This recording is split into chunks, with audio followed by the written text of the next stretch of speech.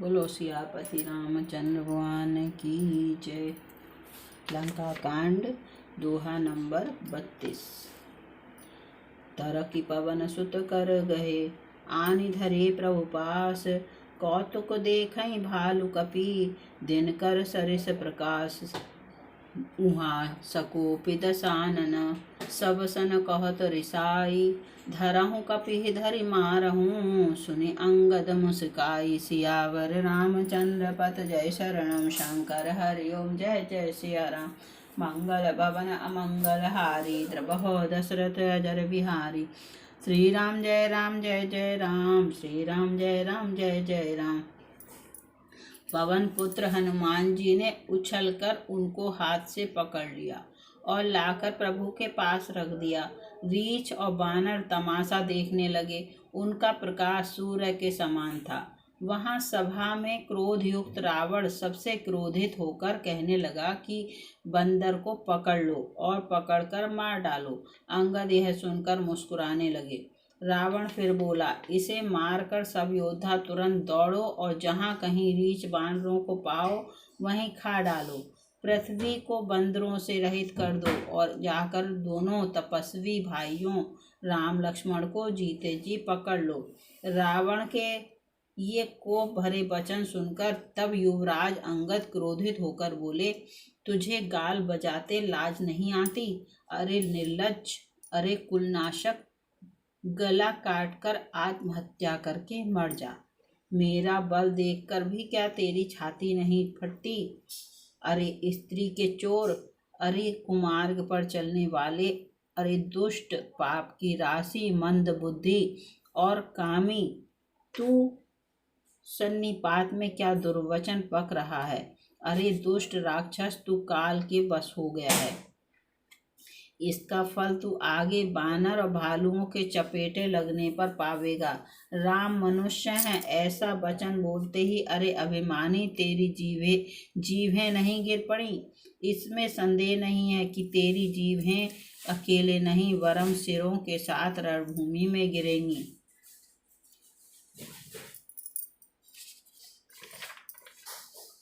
रे दस्कंधर, जिसने एक ही बाण से बाली को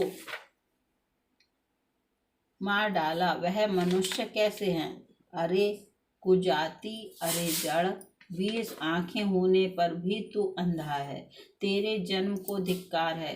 श्री रामचंद्र जी के बाण समूह तेरे रक्त की प्यास से प्यासे हैं, ये प्यासे ही रह जाएंगे।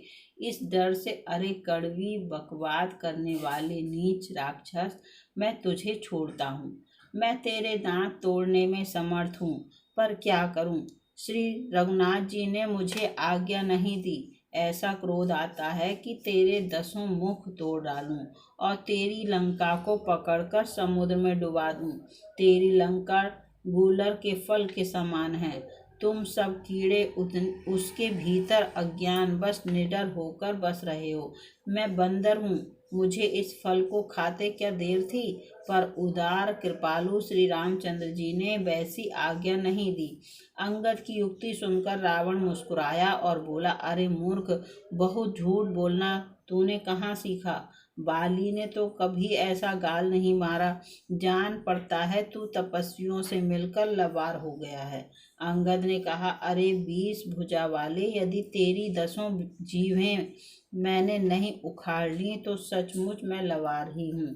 श्री रामचंद्र जी के प्रताप को समझकर स्मरण करके अंगद क्रोधित हो उठे और उन्होंने रावण की सभा में प्रण करके दृढ़ता के साथ पैर रोप दिया और कहा, अरे मूर्ख, यदि तू मेरा चरण हटा सके तो श्री राम जी लौट जाएंगे। मैं सीता जी को हार गया। रावण ने कहा, हे सब वीरों, सुनो, पैर पकड़कर बंदर को पृथ्वी पर पछाड़ दो। इंद्रजीत, मेघनाथ आदि सेना, अनेकों बलवान योद्धा जहां तहां से हर्षित होकर उठे। वे पूरे बल से बहुत से उपाय करके झपटते हैं पर पैर टलता नहीं। तब सिर नीचा करके फिर अपने अपने स्थान पर जा बैठ जाते हैं। काकभुसुंडी जी कहते हैं, हे देवताओं के शत्रु राक्षस, वे देवताओं के शत्रु फिर उठकर झपटते हैं, परंतु हे सर्पों के शत्रु गरुण जी, अंगद का चरण उनसे वैसे ही नहीं टलता जैसे कुयोगी विषय पुरुष मोह रूपी वृक्ष को नहीं उखाड़ सकते।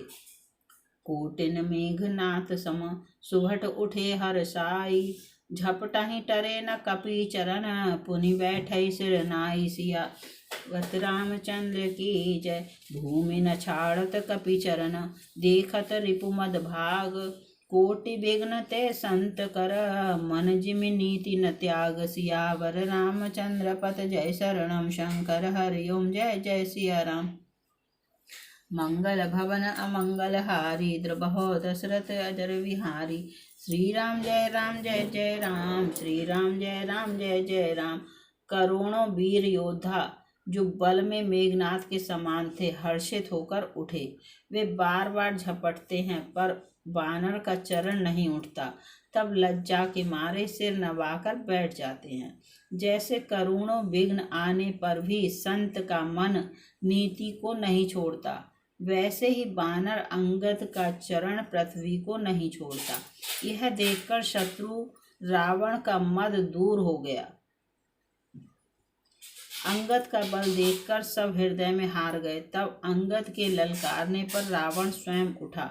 जब वह अंगद का चरण पकड़ने लगा तब बाली कुमार अंगद ने कहा, मेरा चरण पकड़ने से तेरा बचाव नहीं होगा। अरे मूर्ख, तू जाकर श्री राम जी के चरण क्यों नहीं पकड़ता? यह सुनकर वह मन में बहुत ही सकुचाकर लौट गया। उसकी सारी श्री जाती रही। वह ऐसा तेजहीन हो गया जैसे मध्याह्न में चंद्रमा दिखाई देता है। फिर वह सिर नीचा करके सिंहासन पर जा बैठा, मानो सारी संपत्ति गवाकर बैठा हो। श्री रामचंद्र जी जगत भर की आत्मा और प्राणों के स्वामी हैं। उनसे विमुख रहने वाला शांति कैसे पा सकता है? शिव जी कहते हैं, हे उमा, जिन श्री रामचंद्र जी के भ्रू विलास भौं के इशारे से विश्व उत्पन्न होता है और फिर नाश को प्राप्त होता है, जो तृण को वज्र और वज्र को तृण बना देते हैं, अत्यंत निर्बल को महान, प्रबल को महान और प्रबल को अत्यंत निर्बल कर देते हैं, उनके दूत को प्राण कहो कैसे टल सकता है? फिर अंगद ने अनेकों प्रकार से नीति कही, पर रावण ने नहीं माना, क्योंकि उसका काल निकट आ गया था। शत्रु के गर्व को चूर करके अंगद ने उसको प्रभु श्री रामचंद्र जी का सुयश सुनाया और फिर वह राजा बाली का पुत्र यह कहकर चल दिया, रणभूमि में तुझे खेला खिला कर न मारूं, तब तक अभी पहले से क्या बड़ाई करूं। अंगद ने पहले ही सभा में आने से पूर्व ही उसके पुत्र को मार डाला था। वह संवाद सुनकर रावण दुखी हो गया। अंगद का प्राण सफल देखकर सब राक्षस भय से अत्यंत ही व्याकुल हो गए।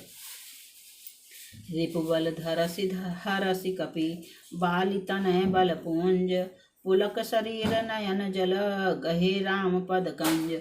सांझ जानि दस कंधर, भवन गयो बिल खाई, मंदोदरी रावणहि, बहुरी कहा समुझाई। सियावर रामचंद्र पत जय शरणम, शंकर हरि ओम जय जय सिया राम। मंगल भवन अमंगल हारी, द्रबहो दशरथ अजर विहारी।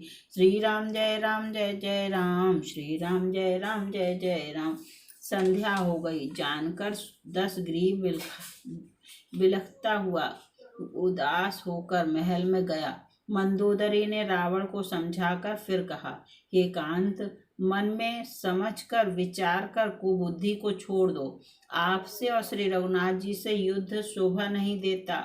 उनके छोटे भाई ने एक जरा सी रेखा खींच दी थी, उसे भी आप नहीं लांघ सके। ऐसा तो आपका पुरुषत्व है। हे प्रियतम, आप उन्हें संग्राम में जीत पाएंगे जिनके दूत का ऐसा काम है। खेल से ही समुद्र लांघकर वह बानरों में सिंह हनुमान आपकी लंका में निर्भय चला आया। रखवालों को मारकर उसने अशोक वन उजाड़ डाला। आपके देखते देखते उसने अक्षय कुमार को मार डाला और संपूर्ण नगर को जलाकर राख कर दिया। उस समय आपके बल का गर्व कहाँ चला गया था। अब हे स्वामी, झूठ झूठ व्यर्थ गाल न मारिए, डींग न हाँकिए, मेरे कहने पर हृदय में कुछ विचार कीजिए। हे पतिदेव, आप श्री रघुपति को निरा राजा मत समझिए, बल्कि अग जगन्नाथ चराचर के स्वामी और अतुलनीय बलवान जानिए। श्री राम जी के बाण का प्रताप तो नीच मारीच भी जानता था, परंतु आपने उसका कहना भी नहीं माना। जनक की सभा में अगणित राजागण थे, वहां विशाल और अतुलनीय बल वाले आप भी थे।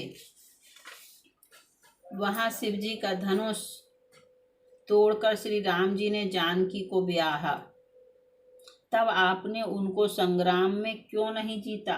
इंद्रपुत्र जयंत उनके बल को कुछ कुछ जानता है। श्री राम जी ने पकड़कर केवल उसकी एक आंख ही फोड़ दी और उसे जीवित ही छोड़ दिया। शूर्पणखा की दशा तो आपने देख ही ली, तो भी आपके हृदय में उनसे लड़ने की बात सोचते विशेष कुछ भी लज्जा नहीं आती। बधि विराध कर दूषणहि, लीला हत्यो कवंद, बाली एक सर मार्यो, तेहि जानहु दस कंद। सियावर रामचंद्र पत जय शरणम, शंकर हरि ओम जय जय सिया राम। मंगल भवन अमंगल हारी, द्रवहो दशरथ अजर विहारी। श्री राम जय जय राम, श्री राम जय जय राम।